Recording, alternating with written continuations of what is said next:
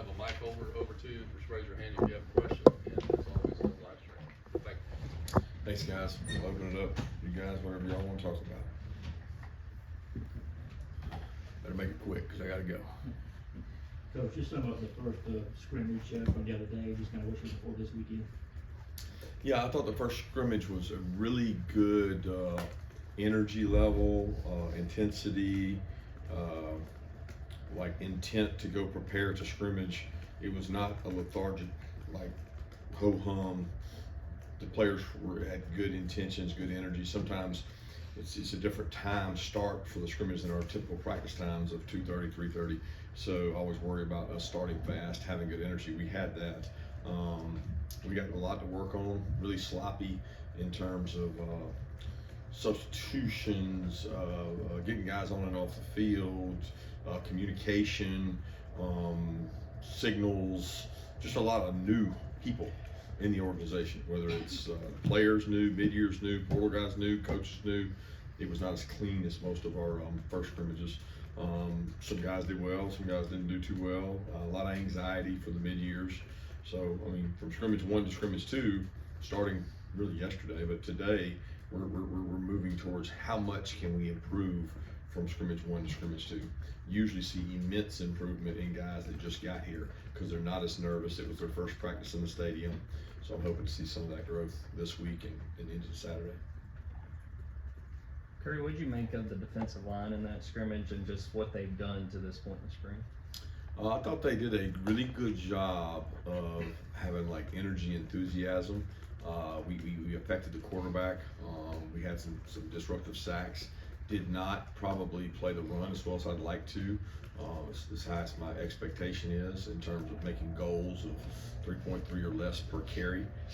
We've had much more dominant scrimmages from a defensive line than we had Saturday. We had some guys nicked up and banged up, but I was pleased with the tenacity and the way both groups of line scrimmages approached it. Yeah, NIL has obviously impacted recruiting across a number of fronts, but with the quarterback position in particular, how has that made recruiting the quarterback or identifying your quarterback more difficult? And how has your staff adjusted to dealing with the changes in NIL and how you go about finding who your quarterback prospects might be? I don't know if I fully understand the question. How does NIL tie to quarterback recruiting? Yeah, how has NIL impacted how you guys go about recruiting quarterbacks? I don't know that it's changed. I mean, we go about recruiting quarterbacks by evaluating quarterbacks. You know, we watch them play high school. We bring them over here and have them throw for us. We watch their games, which is by far and away the most critical thing we can have. But I mean, it would probably be a bigger picture of why are we singling out quarterbacks, because NIL has impacted the recruitment of every player in terms of where does that rank on their scale. It's one of the first questions of is that number 1 priority? Is that number 2, 3, 4, 5, 6? And do you list it that way because you actually feel that way, or you just think it's the right answer? You know, it used to be, you know, every kid came in and said, well, the most important thing to me is my education. Well, I don't know many universities you get a bad education at. You know, they don't hand out bad educations. So is that truly what people were coming to school for 10, 15, 20 years ago? Is it truly what they're coming to school for now at NIL? So I'm dancing around the question because I don't really understand why specifically it's about quarterbacks. It hasn't, like our recruitment of quarterbacks or any position hasn't changed what we look at because of NIL. It might change what their motivating factor is, certainly, but not what we look for in terms of criteria. I want a self-starter. I want a guy that's committed to the program, who's selfless. I want all the same things, size, speed. I want all those same things. It's more, be more selective over kids you pick and choose from. That the NIL is not the number 1 narrative. Kirby, what have you seen from Arian this spring as he's now the oldest, both in terms of time spent at Georgia and just pure age? Good and bad. I think we've made a concerted effort to spend more time on developing Arian. I think when he decided to come back, I told him, I said, look, I want there to be a purpose with you coming back. Like, where are the areas of growth? We've done some things during special teams period, I think, he's been a really dominant special teams player. And he knows that, and he knows he loves that, he embraces that. That's like where he made his first name, is being a dominant special teams player. And so we've taken some of those times that he's invested 4 years in special teams work, and we've allowed him to really grow as a wideout. And I think it's helped him do that. He's had some plays, I think he'd be the first to tell you he wish he had back, intermediate routes and deep routes, and then he's had some big plays too. So I'm pleased with where he is. I hope he keeps getting better and keeps growing and trying to be an explosive playmaker for us. Kirby, on the run defense, two-parter, is it hard to evaluate run defense for sure without some of the guys you don't have this spring? And also, is there any part of you that kind of just wonders if it's ever going to be the way it was when you had Jalen Carter, Jordan Davis, Ponte White, all those guys here? Yeah, I'm not down. I don't know where it's coming from. And maybe the narrative out there I don't know about. I have no idea what you guys are reading or saying or seeing. So I'm not down on our run defense. We are not as good as we were that year, but we're better than we've been a lot of other years. So I mean, there's the scales of that in terms of that. I wouldn't trade our group for any group in the country in terms of defensive line groups, and it's a collective whole. We've got a group that can get the job done. They're going against, one of the best 3 or 4 offensive lines they'll go against all season, each and every day. So iron sharpens iron, and we're getting better by who we go against. But I don't really do the comparison thing, so I'm not like going to compare them to Devontae, Jordan, and Jalen, who were all here at different times. So there was years with those 3, and there was years that one of those 3 was here, and it's varied every year. So I'm pleased with where we are. We have to get better, and we have players on our defensive line that can get better. The worst feeling as a coach is when you don't have players that you can get better. And there's coaches all across the country right now on the defensive line that don't have 1 300-pounder. We've got several. We just got to continue to get them better and execute at a higher level. And it's not about them sometimes. It's about the guy behind them making sure he sticks his nose in the right place too. Kirby, after the scrimmage Saturday, can you give us your thoughts on Gunnar Stockton, how he fared, and what's the status of Ryan Puglisi? Gunner's done a good job. I've seen growth in Gunner. I thought he had a couple mistakes in the scrimmage, but he also played with much more consistency. I've seen this progression with Gunner that he's getting better each and every practice. The bowl practices were great for him. The ability to play in that bowl game was awesome for him. He's gotten better. He's getting a feel for our system. He's a really good athlete. He has every now and then a mistake that you can't have at that position. The good thing for him is you can ask him after the play, and I always ask him, what did you see, what was the coverage? He gives the right answer. So he's seeing the right things, but he's got to continue to develop and grow, and that's a hard position to play, and he's still trying to master that position. What was the other part? Ryan Puglisi, status. Yeah, Ryan's dealing with a little bit of a knee injury. It's not a significant injury. He's had it before since high school. It's been bothering him. He's been able to throw. He hasn't been able to go out and be mobile and run, and his knee's been bothering him. So we're hopeful to get him back today. If not today, then probably Thursday. So he's had to miss out on some reps because of that injury. But he's been into everything, all walkthroughs, all the mental stuff. Kirby, there was some, stuff out there about the scrimmage. You mentioned Arian Smith made a play. Dylan Bell, I wasn't there. Could you highlight some of the guys, Rod Robinson, that are coming around at the skill position? There's obviously receivers to replace and your top 2 running backs. Well, I think I kind of look at it like, what scrimmage have we had that skill player didn't make a play? And what scrimmage do we have that a defensive player didn't make a play? The issue is, you guys may not know about it, you just hear about it. And then I guess a big deal's made. I don't know. I don't look at it that way. Arian had an explosive play, but we also had a bust on defense. So was it Arian or was it the defense? Dylan Bell had a great catch, but Dylan Bell's had great catches all over the place. It's not. I don't know. I don't get into it like it's like these couple guys just blew it out of the water. Oh gosh, these expectations are so great. I look at it as the defense sometimes messed up. And we also had some sacks. Well, did we have sacks because we had great pass rushers, or because the back didn't block the blitzer? Or, you know, we busted and slid the wrong way and cut a guy free. So, you know, if a guy has a dominant performance, I'd be more than happy to mention it. Like, he dominated, he beat every rep. But we didn't have anybody do that. There's nobody that had a dominant performance. Guys got lucky and fell into plays. And as coaches, we don't look at those and look at that as progress. Sometimes that's taking advantage of what's given to you. And we had a lot of those opportunities Saturdays. We had a lot of busts. But there's nobody that I can say just, and even Rod. I thought Rod had a lot more yards left out there than he had.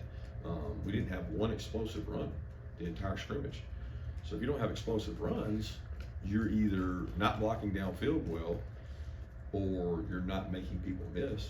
And that's kind of been an MO for us. You know, last year it was kind of the same way. Yeah, Kirby, you mentioned all the newcomers this spring. Dominic Lovett was obviously in that boat last spring. How much more comfortable do you feel like he is this spring? How is that going to help him going through the summer and into the fall where he can make an impact day one? Yeah, so far this spring, I would say Dom has had a very good spring. He's so much more confident in the offense. I think Carson has a lot of confidence in him.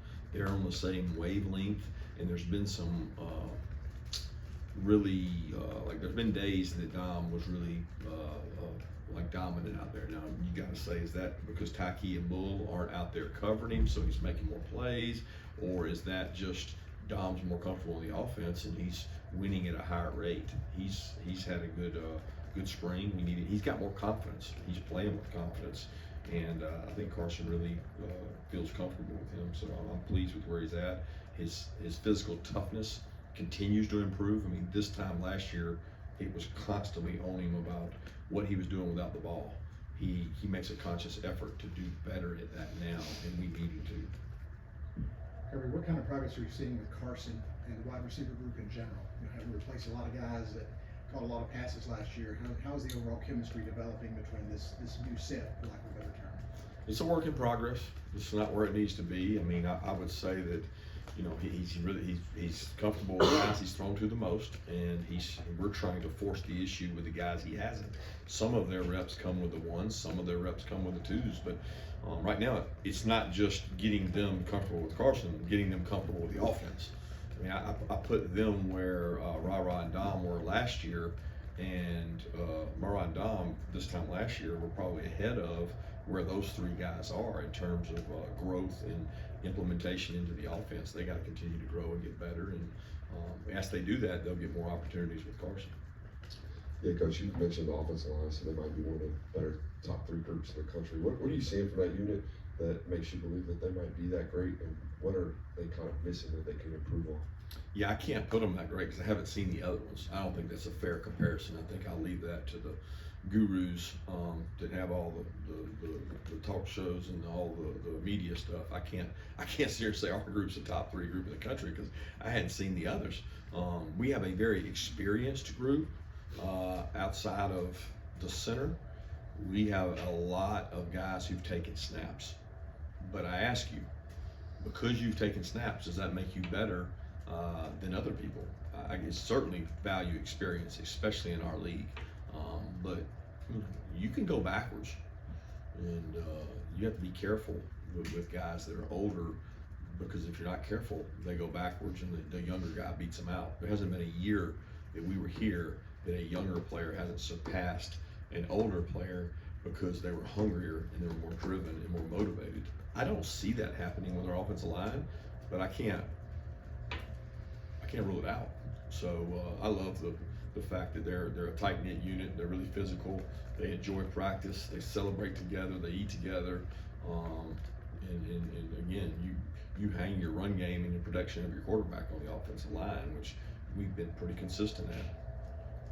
Yeah, what have you seen out of Dylan Bell this spring now? He's continued to develop a wide receiver for you guys. Just that. He's continued to develop, continues to get better. He's still a work in progress. He played high school running back. He played, 25% running back last year, and the kid's worked his tail off at receiver to get better. But there's a lot of route running things he can get better at.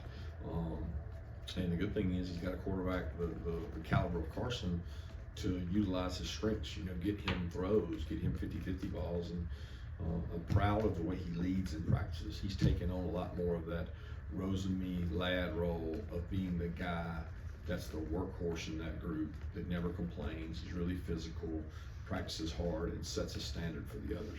I think him, Ra, Ari, and Dom all have taken ownership of that. Kirby, when you look at Damon Wilson and the things that he can make a jump from in year 1 to year 2, just what are those things, and have you seen that this spring? Yeah, he's getting better. Have I seen the jump that I want to have? He's right where he needs to be and supposed to be. He's not ahead of schedule, and he's not behind. He's growing at a rate that I've seen a lot of outside backers, whether it was Nolan, Aziz, all these guys that have come through here. He's gotten better each and every year. He's improving his run strength ability, his ability to hold up against big tackles and stop the run, be violent and twitchy. He's always been a really good rusher, and he gives great effort. And I'm proud of those things. He's got to become a more consistent first and second down player, which he's doing. He's a work in progress, and he's growing at that, and he's going to be able to help us this year. Kirby, two-part question on the offense with Kobe Young.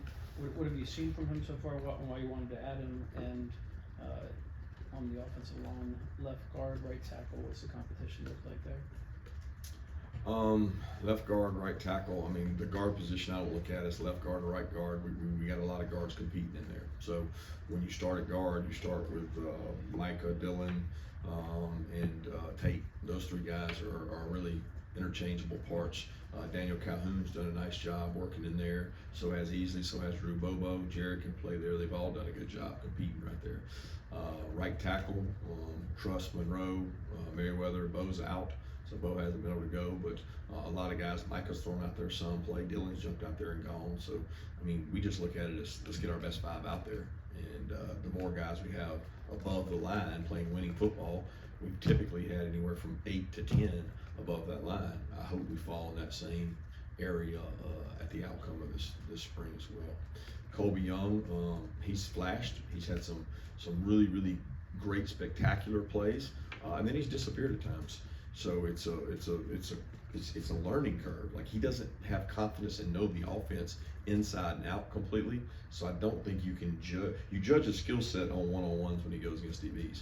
You don't really judge a skill set in a scrimmage right now because he's trying to figure everything out. And it's not from like a freshman standpoint. It's from a familiarity standpoint. And I'm pleased with where he is. And he's really a hard worker. And where he's shown up is on special teams. I mean, he's shown a commitment to special teams that I didn't expect to see, which shows me his toughness level and his buy-in. Last question. Kirby, in your ESPN interview, there was some colorful comments. Really good interview, by the way. There was a quote on Carson where he said that let the cat go play, and that maybe last year that Georgia maybe was a bit overprotective earlier. Maybe that was my takeaway. Could you elaborate on where Carson's at in terms of the freedom and how aggressive you think this offense will be within the season? Well, your offense can only be as aggressive as the players around you. It's not all on the quarterback. And when I say that about let the cat go play, that really came more from Mike and the offensive staff in terms of allowing him to play and play to his strengths. His strengths are his ability to navigate the pocket, to make throws, to change plays, and to put us in the right play. That's his greatest strengths, and to use the weapons around him. So I think he'll continue to do that. He's done that thus far. He makes you right a lot. He's very hard to trick and confuse. And when you've got a player like that, as long as he has weapons around him, he can distribute the ball. And our offense has a lot of ways, which you guys have seen in the past. We have a large volume of catchers, meaning it spreads out. We don't necessarily have one guy with 150, but we got a bunch of guys with a lot of touches. And the reason we can do that is the decision making that Carson has and the experience he has. So I'm excited to see him go play. Keeping him healthy and protected is important, but also surrounding him with playmakers that can capitalize on his strengths will make us a better offense. Thanks, Hershey.